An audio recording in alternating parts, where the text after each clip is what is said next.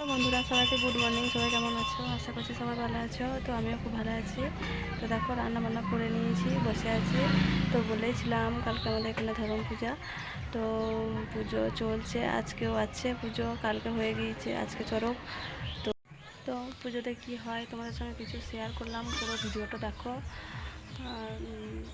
আর যদি ভালো লেগে থাকে তাহলে অবশ্যই চ্যানেলটাকে সাবস্ক্রাইব করো, লাইক করো, কমেন্ট করো, পাশে থেকো।